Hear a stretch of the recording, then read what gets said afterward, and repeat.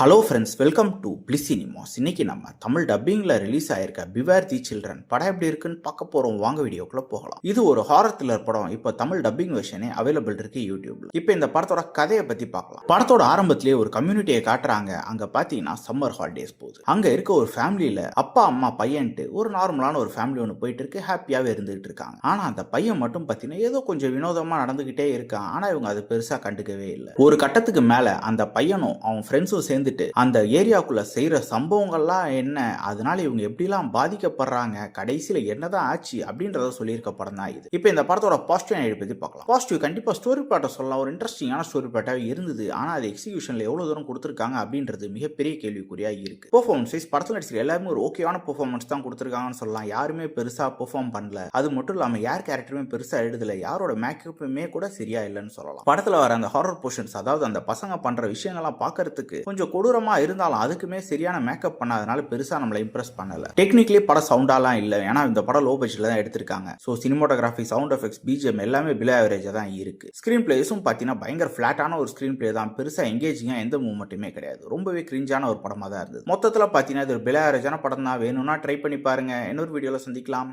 Thank you.